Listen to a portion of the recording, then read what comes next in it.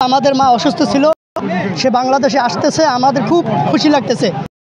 আনন্দের সহিত পটুয়াখালীর থেকে এখানে চলে আসছি। আমার মা আসতেছে, তার সাথে আমাদের আরও দুটো বোন আসতেছে।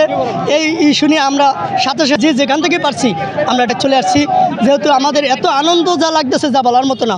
এত নির্যাতন, অত্যাচার, নির্যাতনের জর্জরিত ছিল। এরপরে বাহিরে চিকিৎসার জন্য গেছে, তাও কিন্তু চিকিৎসা করতে দেয় নাই। এরপরে যাই হোক, যে কোনো সুযোগ সুবিধা হয়েছে, বাইরে গেছে, মোটামুটি সুস্থ হয়েছে, ইনশাল্লাহ আসবে আমাদের সামনে, আমাদের মাঝে নেতৃত্ব দেবে। এটাই হলো আমাদের প্রত্যাশা। যেহেতু আমাদের এরপরে তারেক জি আসতেছে, আমাদের আর এক বোন জুবাইদা রহমান সে নেতৃত্ব দেবে আসতেছে, আমরা খুবই খুশি। এরপরে আমরা চাইতেছি যে আমাদের এই বাংলাদেশে যত তাড়াতাড়ি পারে সুস্থ সুন্দর একটা নির্দলীয় নিরপেক্ষ সরকারের অধীনে একটা নির্বাচন দেব। সেই নির্বাচনটা দিলে যে সরকারই আসুক কেন, ওই সরকার ক্ষমতা বহন করবে, এটাই হলো আমাদের দাবি। আচ্ছা, তো সামনে যদি নির্বাচন হয়, জি, তো নির্বাচনে আপনারা বিএনপির প্রার্থী হিসাবে কাকে প্রধানমন্ত্রী হিসেবে দেখতে চাচ্ছেন? এটা আমাদের দেশনায়ক তারেক রহমান, সে আসতেছে, আসবে ইনশাল্লাহ, এই দেশের প্রধানমন্ত্রী হবে, এটা হলো আমাদের প্রত্যাশা। আচ্ছা, খালেদা জিয়া তারা নেতৃত্ব, যেহেতু আমাদের মা অসুস্থ, সে দীর্ঘদিন ধরে অসুস্থ, সে অসুস্থ বিদায়ী আমরা দলের পক্ষ থেকেই একটা নিয়েছি যে দলের ভাইস চেয়ারম্যান জনাব তারেক রহমান। আচ্ছা, তো আমরা জানি যে খালেদা জিয়ার সাথে তার দুই পুত্রবধূ আসতেছে আর কি, তো তারেক রহমান নয় কেন আসতেছে? তারা নেতৃত্ব দেবে, দলের হাল ধরবো, আগামী ভবিষ্যতে দলের হাল ধরবে, সেই জন্য তারেক রহমান এখন আসতেছে না কেন? তাদের ওখানে 17টা বছর ওখানে রয়েছে, তারও তো একটা প্রসেসিং এর ব্যাপার আছে, তারও তো নিজের একটা দরকার আছে। সে প্রসেসিং করার পরই সে ইনশাল্লাহ আসে পারবো, এটা অতি দ্রুত শীঘ্র করেই আমাদের সামনে আসবে, এটাই আমাদের প্রত্যাশা।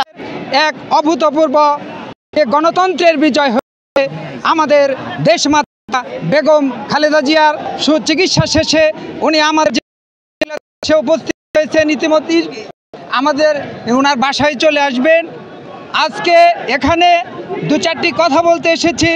এই যে এইটাই ধান মার্কা, এইটা চল সেইখান থেকে ভাত হয়।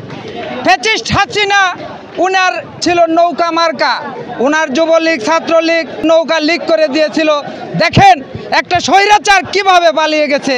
আর এই বাংলাদেশের একটি গণতন্ত্রের মূর্তমান প্রতীক বেগম খালেদা জিয়ার জন্মদেশে দেখেন লাখো জনতার ঢল।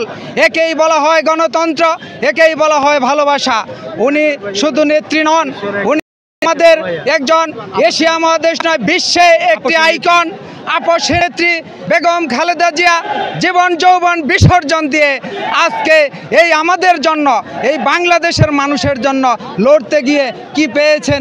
আগামী দিনে বাংলাদেশের প্রতিটা নাগরিকের কাছে আমার চাওয়া, এরা আজকেও আরেকটি কথা না বললেই নয়, ইলেকশনের কথা বলতেছেন, সেই মতো রাস্তায় কেউ হাঁটবেন না। এই দেশে চোরখনি কিন্তু বেশিক্ষণ টাইমিং করতে গেলে সমস্যার সম্মুখীন হতে পারে।